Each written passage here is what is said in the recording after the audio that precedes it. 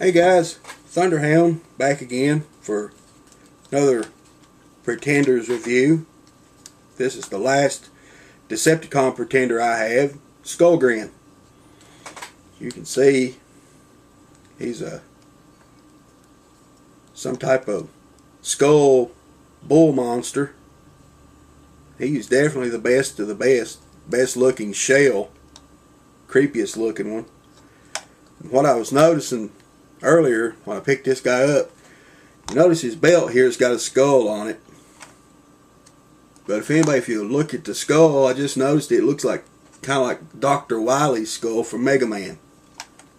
It's kind of neat.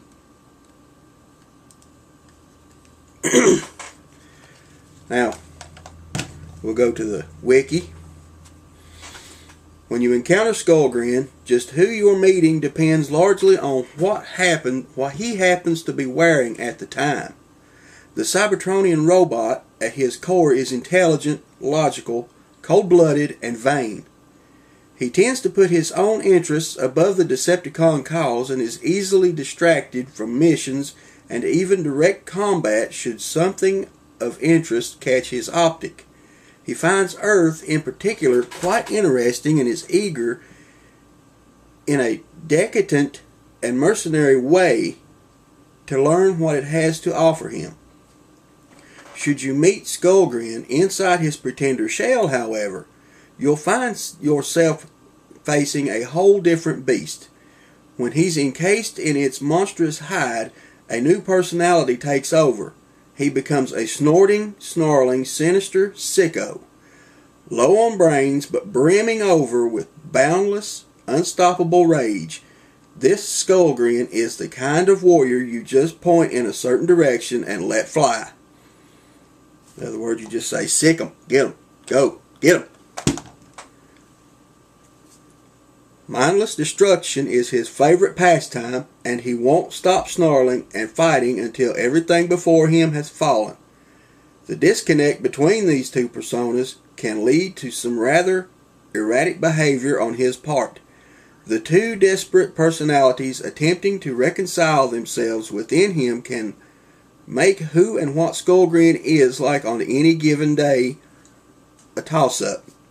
And should the coin come down wrong, a potentially deadly one for anyone nearby. Now, Skullgrin, we know he was in the Marvel Comics, especially the issue where he was trying to become a movie star. That's really funny, I thought, till Circuit Breaker found him out. But we get Skullgrin. He's one of the more difficult shells.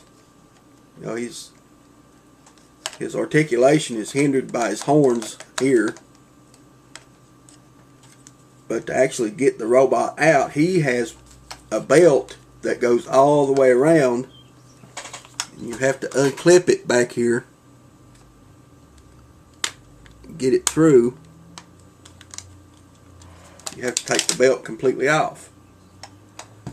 As you can see, that's a little cruddy from the years. Nice little sword, two guns. Pop him apart. Now, like I said, these clips that hold these shells together are known to break. Like I said, I've been telling you guys that I was meaning to show you one that's broke. And guess who it was broke on? Skullgrin. But it doesn't hinder the shell. It does. His shell does go together perfectly. I mean, there's not hardly any give to it, especially there. Now, as far as his robot,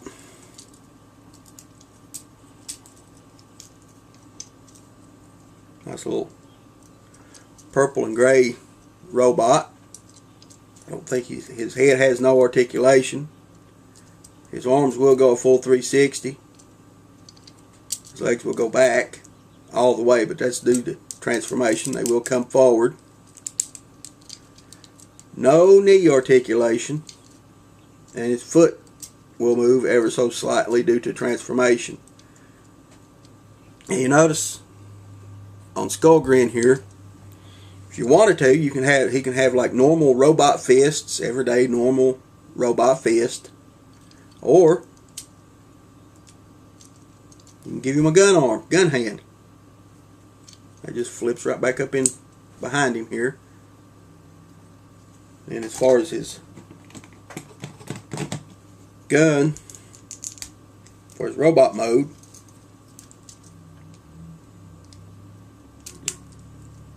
peg all this in.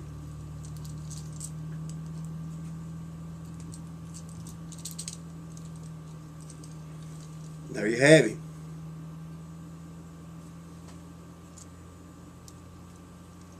And you form his little Cybertronian tank mode. That does have to come off. All that has to come off. To form his little Cybertronian tank mode, you notice you got like a little wheel here in his crotch.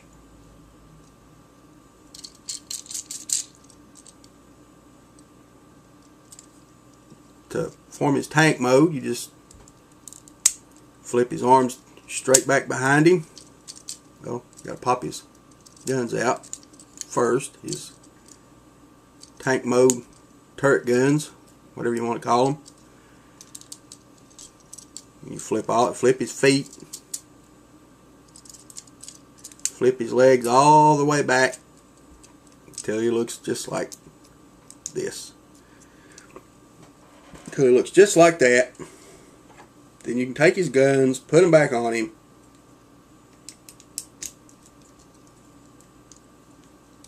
But before I do, you can see the tank treads do have a little detail to them. They do have little marks here representing treads, little bogey wheels. But that's it as far as his treads.